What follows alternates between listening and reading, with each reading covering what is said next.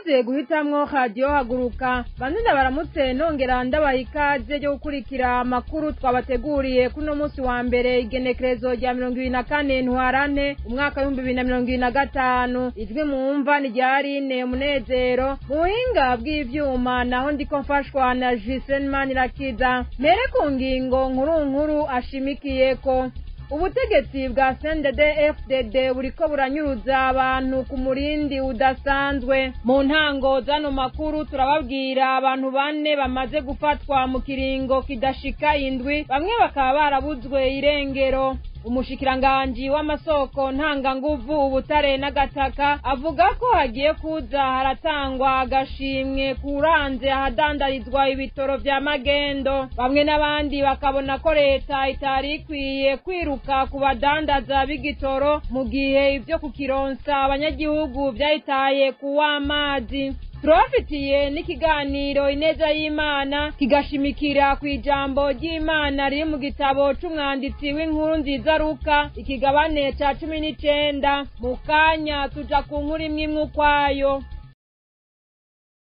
Ndasubiye kubaramutsa nongera ndabaha ikaze. Mwari mwavyumvise mu ncamake abarundi babandanya kunyuruzwa atacamira. Kuri rigenekerezo rya 24 ntwarante umwaka wa 2025 umugabo yitwa Emmanuel Fitiye wo ku mugwa mukuru wa politike Igitega yahoze ari umugenduzi w'indero mu ntara ya Gitega yahagaritswe n'iperereza ryo mu ntara ya Gitega rirongowe na Venant Ndayishimiye nk'igihe c'isaha 5 z'umurango acamanukanwa ubutarariye mu gisagara ca Bujumbura ku cicaro gikuru c'iperereza. Abamuzi baramutabariza ngo ntagirirwe nabi. Umugwi CNDH wamurindiriye abawitura gusa, bamwe n'abandi bawusaba gukurikirana amakuru ajanye n'agateka kazina muntu kariko gahungabanywa uyakorereko. Uwo munyagihugu akaba agize kane anyurujwe mu kiringo kidashika indwi mu bashoboye kumenywa n'uruganda rwa radio haguruka hambavu y'umutama Dominique Ndikumana avuka muri komine Gishubi mu ntara ya Gitega, ubu akaba yaba mu gisagara ca Bujumbura. Yabuzwe irengero kuva ku mugoroba wo kuwa gatandatu w'indwi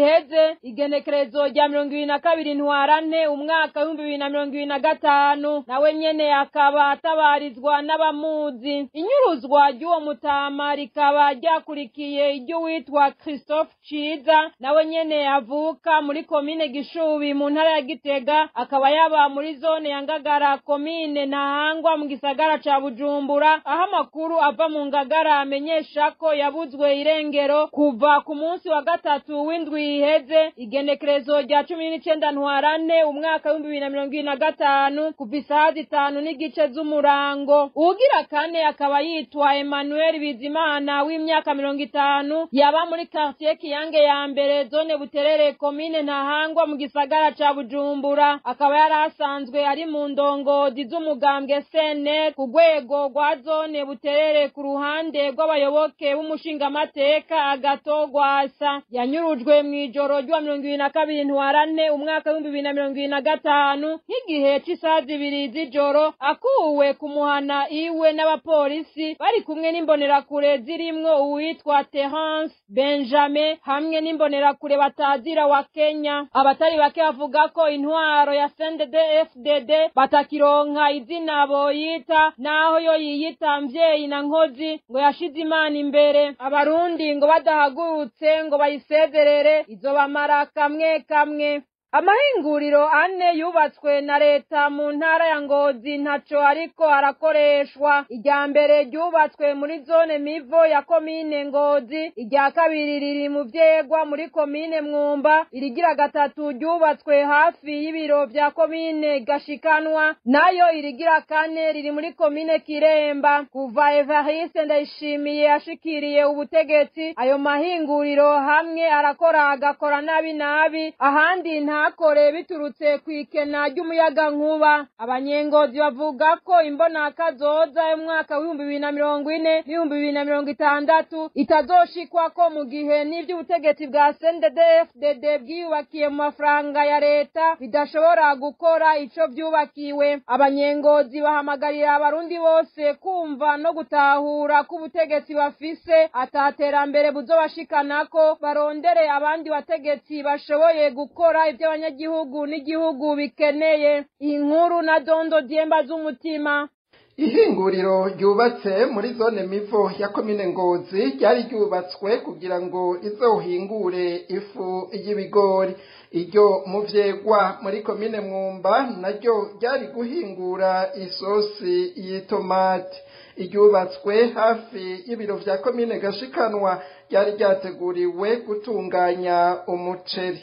Iriri muri komine Kiremba ryari ryubatswe kugira ngo rihingure ifu mu bijumbu n'ibindi bitego. Ayo mahinguriro yose amaze imyaka irenga 5 adakora canke agakora nabi.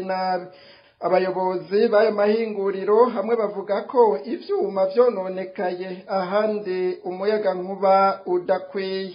Mu mwirimburo w'ivyaranguwe mu mwaka wa 2024 wabaye kuri uyu wa 2022 ntwarante 2025 hashikirijwe ko nubwo ayo mahinguriro adakora, hariho ayandi mahinguriro agera kuri 17 cane cane akora ibinyobwa ariko akorera mu ntara ya Ngozi. Umuhanuzi wa buramatari w'intara ya Ngozi ajejwe iterambere akaba atashikirije ibikenewe kugira ngo ayo mahinguriro yubatswe ku mafaranga ya leta azokore ivyo yubakiwe, nubwo mu mwirimburo wabaye ku wa 3 Ruhuma 2024 buramatari w'intara ya Ngozi yari yashikirije ko ayo mahinguriro yategerezwa kunaguka. Abanyagihugu bo mu ntara ya Ngozi twavuganye batashimye kuduha amajwi yabo, bavuga ko naho intwaro yo muhisi Perezida Petero Nkurunziza yatumye ayo mahinguriro yubakwa mu ntara avukamwo ngo ateze imbere igihugu n'ahavuka, bisigaye bigaragara ko uwamusubiriye ariwe Evariste Ndayishimiye atababaye ivyayo mahinguriro. Ico ngo ni ikimenyetso cerekana amacakubiri mu iterambere akoreshwa n'ubutegetsi bwa CNDD-FDD.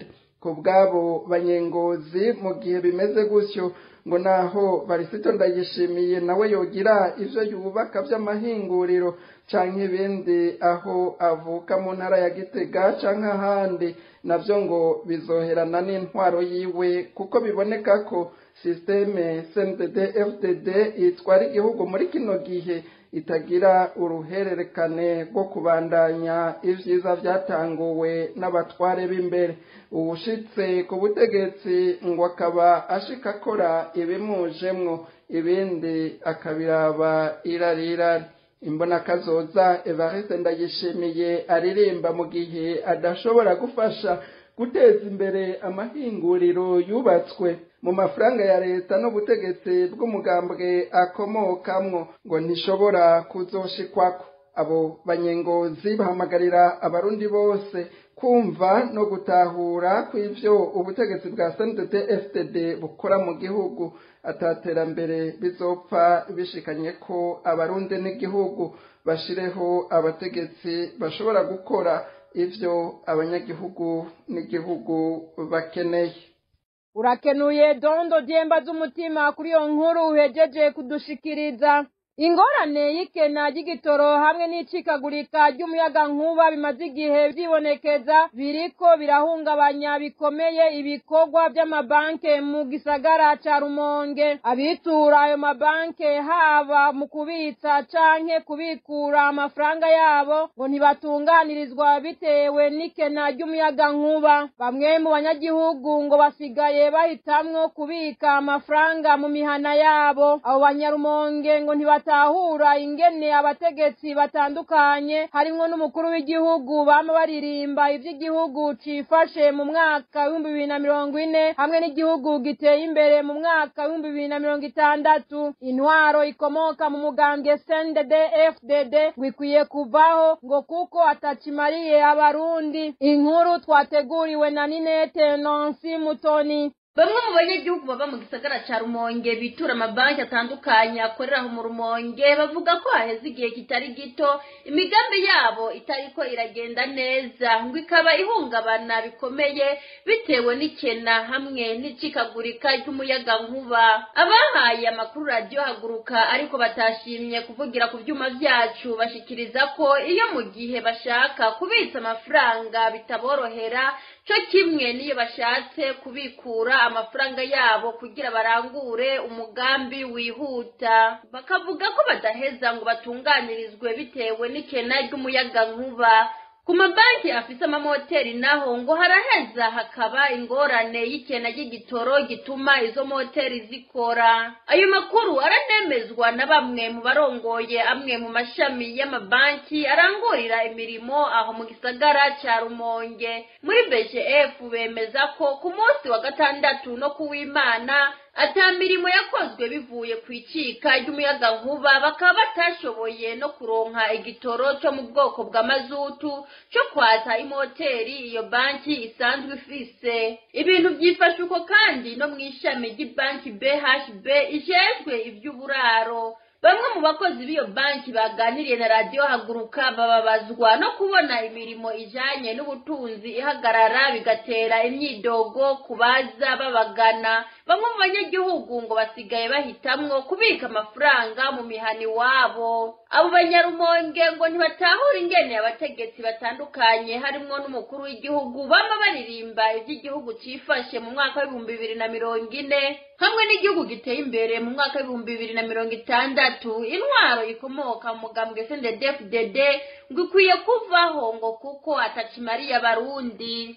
Ninete Nancy Mutoni nawe urakenuye. Hagiye kuza haratangwa agashimwe kuwaranze ahadandarizwa ibitoro vya magendo. Umushikiranganje w'amasoko ntanganguvu ubutare n'agataka Ibrahim Uwizeye yabishikirije kuri wa 21 Ntwarante umwaka wa 2025 ahejeje gufata amabido 43 arimwo ibitoro vya essence na mazutu. Ico gitoro kikaba cafatiwe muri quartier Mushasha komine n'intara ya Gitega. Uwo mushikiranganje akaba yari kumwe n'umuyobozi mukuru w'ishirahamwe rya leta rijejwe gutanga ivy'igitoro buramatari w'intara ya Gitega, inzego z'ubutungane n'iz'umutekano. Byabaye inyuma yaho baronse amakuru ko hari kibanza kidandarizwamwo igitoro ca magendo. Ibrahim Uwizeye yamenyesha ko abakora ivyo arabonona itunga ry'igihugu, agira ko amenyesha ko hagiye gufatwa ingingo ruhasha mu ntumbero yo gusezerera ingendo mbi isubiza inyuma ubutunzi bw'igihugu. Hakaza haratangwa agashimwe ku muntu abonye neza ahantu hari ibikorwa nk'ivyo bigayitse agaca abashengeza. Bamwe n'abandi babona ko leta itari ikwiye kuguma yiruka inyuma y'abadandaza igitoro mu buryo butari bwo biturutse kuri leta nyene vyananiye kuzana mu gihugu igitoro gikwiye. Ako gashimwe leta yemerera abatakaza umwanya baranga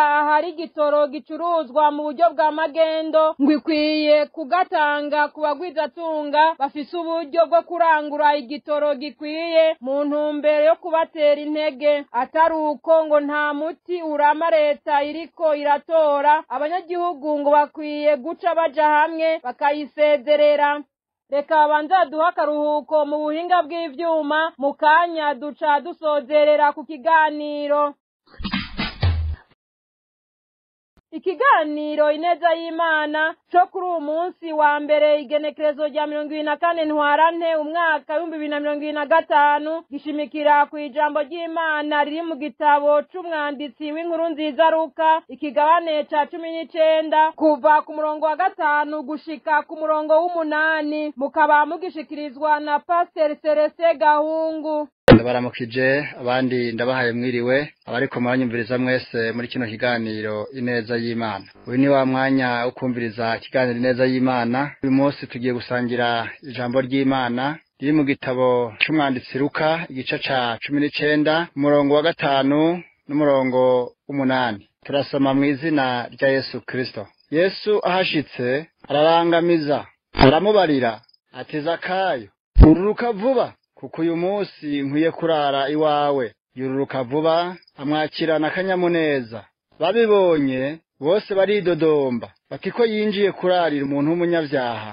Zakayo arahagarara abwira umwami Yesu ati raba mugenzi, umugabane w'itunga ryanje ngira ndawuhe aboro, kandi umuntu wese nagunze ndabimurihe 4.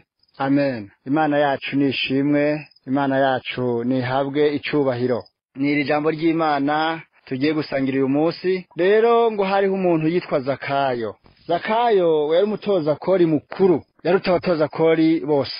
Ngo yumvise ko Yesu agiye guca muri iyo nzira Yeriko, narirukanga kugira ngo aje imbere ashobore kubona Yesu. Ariko kubera ko yari mugufi, abantu bari kumwe na Yesu bamugendanira nabo bari benshi cane, Zakayo biranka yuko amubona. Araheza yigira inama yo kwiruka kurira igiti citwa umusokomora. Warirukanga yurira ca giti kugira ngo aze kubona Yesu bimworoheye. Yesu rero ahageze munsi ya ca giti, barahagarara arangamiza hejuru, abona y'umugabo ariyo yitwa Zakayo. Baramubwira tururuka vuba uyu munsi ndi burari wawe. Imana ishimwe kandi habwe icubahiro. Zakayo rero yaritahuye, aramenya neza yuko nubwo ari umutoza kori ariko hari abantu yarenganije, hari abantu yivye, hari abantu yagiriye nabi. Wamaze kubona Yesu amukundiye kwaza kurara iwiwe, araheza baramubwira ati ndumusuma narivye kandi abo nivye ngiye kubariha, mbere ivyo natsaboro ngiye kubibasubiza, mbere ndabikwize incuro 5 canke zinarenga. Imana ishimwe cane kandi habwe icubahiro. Inshuti mugenzi uri kuranyumviriza muri kino kiganiro ineza y'Imana, nagira nkwifurize kuba nka Zakayo mushasha, kuko muri iyi minsi hariho bazakayo ba kera. Bazakayo bariho muri Afrika bivye ivy'abandi, bazakayo bariho muri bino bihugu vyacu, bazakayo bariho i Burundi, bazakayo bariho muri Kongo, bazakayo bariho n'ahandi hose.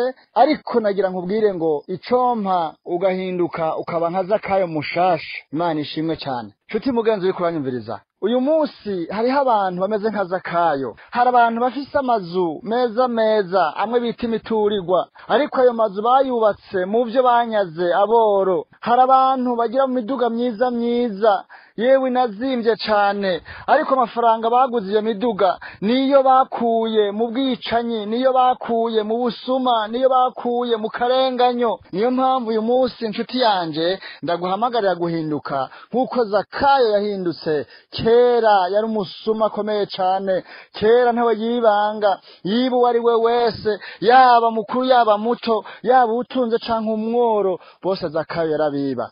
Noneho igihe rero kiragera, Yesu ahashitse ibintu birahinduka. Zakayo nawe arahinduka, Zakayo arihana, Zakayo asubiza ivyo yivye vyose. Ese icompa mugenzi, nawe umutima wawe ukakwagiriza ivyo wanyaza abandi ukabisubiza. Yewe nshuti yanje, uyu munsi hari abantu bameze nka Zakayo. Nshuti mugenzi uri kuranyumviriza, ese icompa ugahinduka ugaca bugufi, kuko Imana yacu ikunda abantu baciye bugufi. Imana yacu ikunda abantu bihana bakibuka neza ko abanyavyaha. Imana yacu ikunda abantu batahura ko abakozi b'ikibi. Imana yacu bitabare cyane. Zakayo wenyine yivugira ivyo yivye. Zakayo wenyine yivugira abo yanyaze. Aravuga ngo ngiye kubasubiza ivyo nabanyaze vyose, kuko sinkwiye kuba mu nzu nziza kandi nayubatse mu mafaranga nivye, kuko sinkwiye kuba mu nyacubahiro kandi icubahiro canje cavuye mu vyo nivye. Zakayo asubiza vyose ivyo yivye. Nshuti mugenzi uri kuranyumviriza,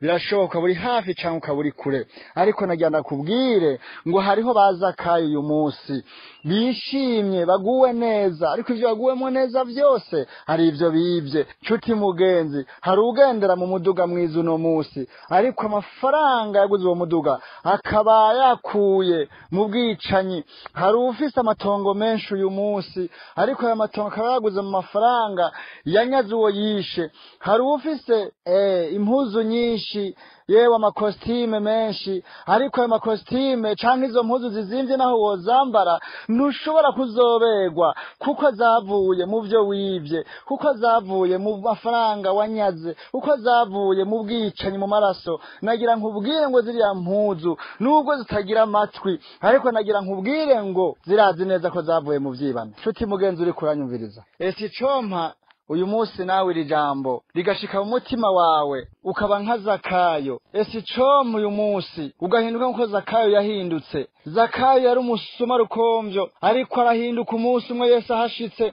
Nshuti mugenzi ndakwifuriza ko nawe Yesu yokugenderera uyu munsi nawe ugasubiza ivyo wivye ugasaba imbabazi abo wagiriye nabi. Nshuti mugenzi uri kuranyumviriza, esi compa ugahinduka. Erega nta kure habaho Imana itokura umuntu kuko ijambo ry'Imana riravuga ngo naho ibyaha byanyu byo tukura tukutuku jewe uhoraho ndavyeza bikera nka sheregi.